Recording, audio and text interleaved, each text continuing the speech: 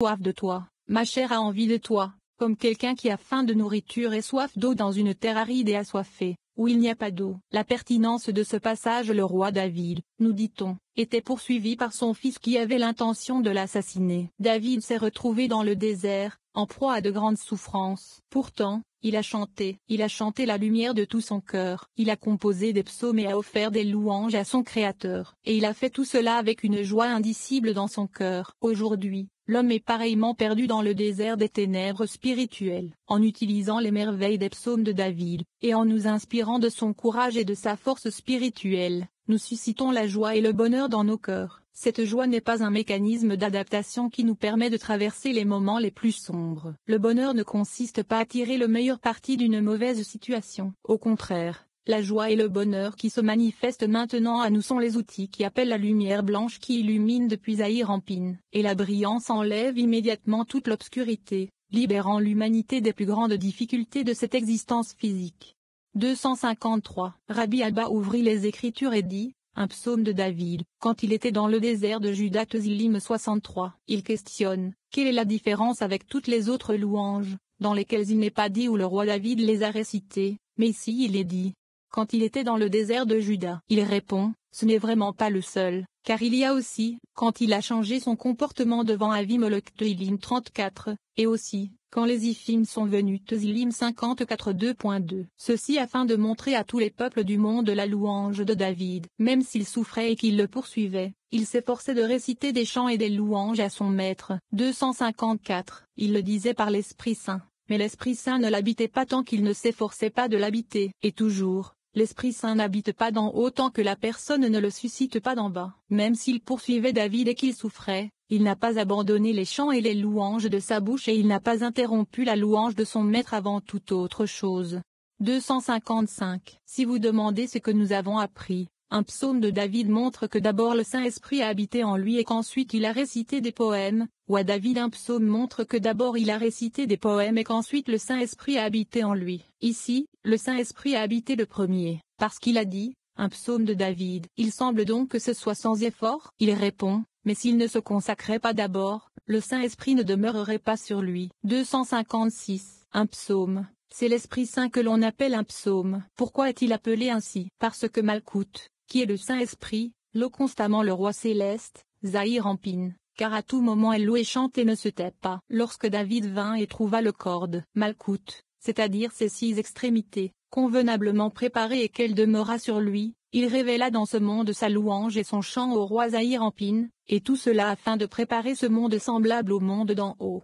257. À David, signifiant un homme qui est complet dans ses efforts, un homme parfait, un homme juste. David n'a certainement jamais changé, car il était le même, tant temps de paix que temps de deuil. Quand il était dans le désert de Juda, c'est la louange de David, même s'il était dans sa douleur et même s'il le poursuivait, il chantait Louachem. Quelle louange a-t-il dit? Une louange qui est grande et précieuse. 258. Quelle est la supériorité de cette louange? C'est Elohim. Tu es mon El, je te cherche avec ardeur. Tezillim 63 2.2. Il questionne: juste Elohim signifie l'Elohim de tous, puisqu'il a dit Elohim. Pourquoi a-t-il ajouté mon El? Il répond: mais cela montre son niveau, parce qu'il y a 3 niveaux ici, Elohim, mon El et toi. Même si ce sont 3 noms, ils sont un seul niveau dans le secret d'Elohim vivant. Elohim est au-dessus de Bina qui est appelé Elohim vivant. Mon El est de la fin des cieux à la fin des cieux, nommé Zahir-en-Pin et tu es son niveau, nommé Malkout. Même si tout cela est un et équivaut à un seul nom selon le sens littéral du passage, il n'en reste pas moins que tous ces noms se situent à 3 niveaux. 259. Je te cherche, Eb. Achacharecha. Tezillim 65 2.2. Si nous suivons le sens littéral, c'est beau et n'a pas besoin d'explication, mais il y a un secret ici. Achacharecha signifie qu'il a préparé la lumière qui illumine pendant l'obscurité. Eb. Chacharu, ce qui est le secret de la lumière de Shoma. Raison du manque de chassadim, elle ne peut pas éclairer. C'est pourquoi on l'appelle lumière noire, car la lumière qui se trouve dans l'obscurité n'éclaire pas tant qu'elle n'est pas réparée en bas, c'est-à-dire jusqu'à ce que les maïnukvins, au féminine, soient élevés et que les chassadim soient dessinés, afin que Shoma puisse être attiré par eux. Alors ils s'illuminent, comme il est écrit là. Celui qui répare cette noirceur, bien qu'il soit noir, mérite la lumière blanche qui illumine, car c'est la lumière du miroir qui illumine, qui est Zahir-en-Pin. et une telle personne méritera le monde à venir. 260. C'est le secret, et ceux qui me cherchent tôt, et mes chacharés, me trouveront, et Limtononi, Michelet 8h17. Meshacharé signifie qu'il prépare la lumière du Meshacharé, à savoir la lumière noire, et Chakor. Le terme Yimtononi au lieu du terme commun Yimtoni montre qu'il mérite deux lumières, la lumière de la noirceur, qui est le Shoma qui est au Malkout et qui n'illumine pas à cause du manque de Hasadim, et la lumière blanche qui illumine, qui est Zahir Ampin qui attire le Shoma qui est au Malkout avec le Hasadim, et qui illumine. Nous constatons donc qu'il mérite le miroir qui n'éclaire pas, qui est Malkout, et le miroir qui éclaire, qui est Zahir Ampin, d'où Yimtononi, qui signifie deux lumières. C'est pourquoi David a dit, je te cherche, et Hachacharecha, parce qu'il a installé la lumière noire, qui est Malkout, pour que la lumière blanche qui éclaire puisse briller sur lui, qui est Zahir Ampin, afin que le Shoma de Malkout soit attiré dans le Chassadim de Zahir Ampin. Alors Malkout est réparé et s'illumine. 261. Mon âme a soif de toi, ma chair a soif de toi. Tezillim 63 2.2. À savoir, comme quelqu'un qui a faim de nourriture et soif d'eau dans une terre sèche et assoiffée, où il n'y a pas d'eau ibidem, c'est-à-dire le Malkout sous la domination de la gauche, qui est une lumière noire, comme mentionné ci-dessus, est une raison d'un manque de chassadim appelé eau, car c'est alors un terrain vague et non un lieu d'habitation, ni un lieu saint. Par conséquent,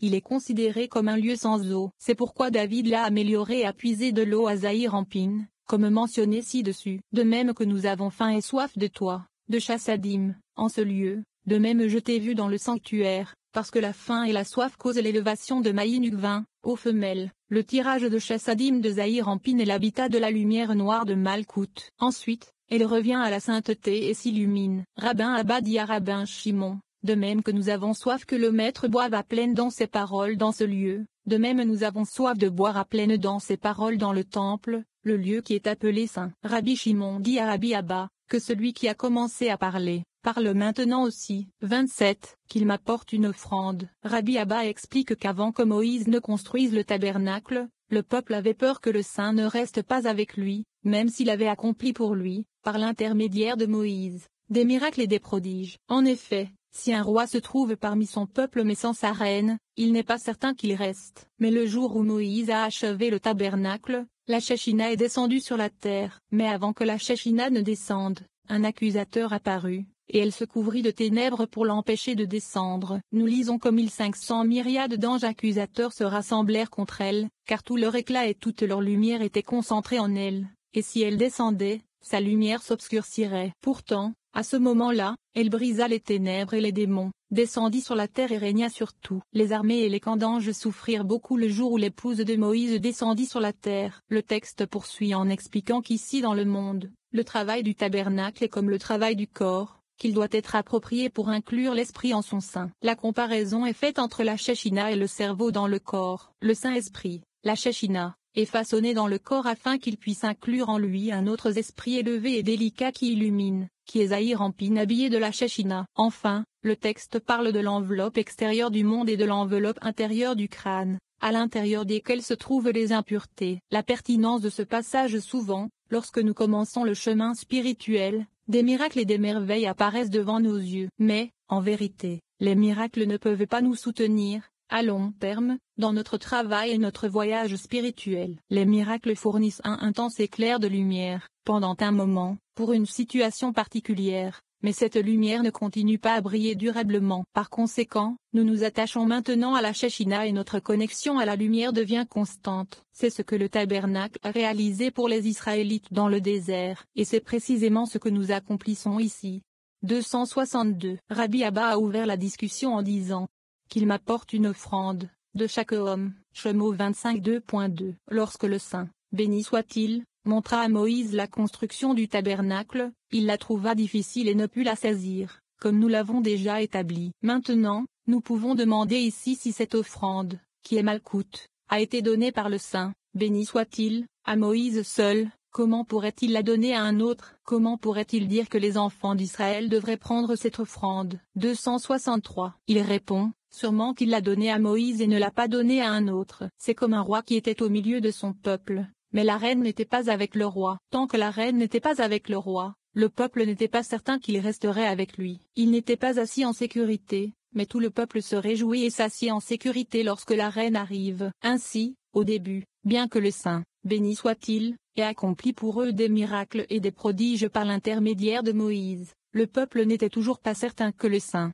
béni soit-il, resterait avec eux. Lorsque le Saint, béni soit-il, dit qu'il m'apporte une offrande et je placerai ma tente au milieu de vous. Vaïkra 26:2.11. Ils sont immédiatement certains que le Saint, béni soit-il, sera avec eux. Ils se sont donc réjouis au service de Saint, béni soit-il. C'est ce qui est signifié par, et il arriva, le jour où Moïse avait terminé, Kalo, Bemidbar 7, que la Kala, en épouse, de Moïse descendit sur la terre. Par conséquent, Kalo s'écrit sans vav pour indiquer la fiancée céleste, qui est Malkout, qui est descendue sur terre pour habiter en Israël.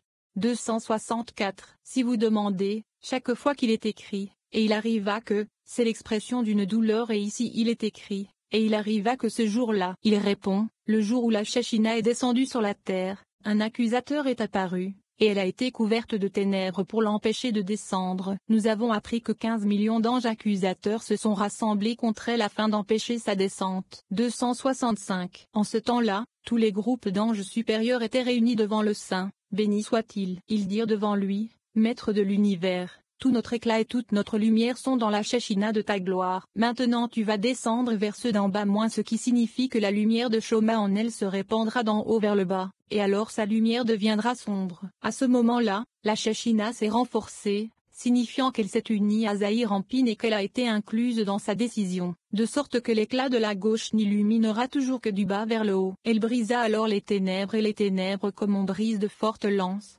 signifiant les grands démons, et descendit sur terre. Dès qu'ils virent cela, ils se mirent à dire, Hachem notre Seigneur, comme ton nom est majestueux sur toute la terre. Tzilim 8:2. Assurément, il est majestueux, car elle a brisé de nombreuses lances et forces puissantes, et descendu sur terre et a tout dominé. Il est écrit, et il arriva que, ce qui met en évidence la douleur que de nombreuses armées et camps d'anges subirent le jour où l'épouse de Moïse descendit sur terre.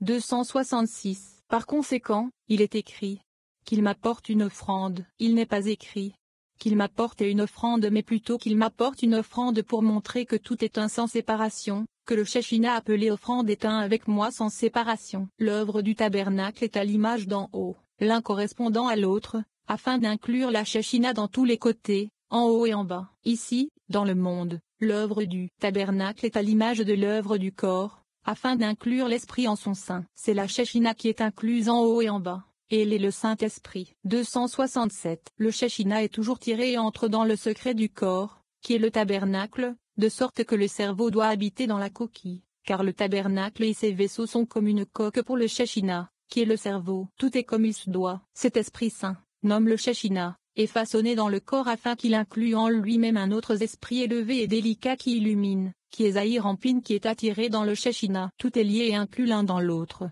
et ils entrent l'un dans l'autre jusqu'à ce qu'ils s'unissent et s'habillent dans ce monde, qui est la dernière peau de l'extérieur.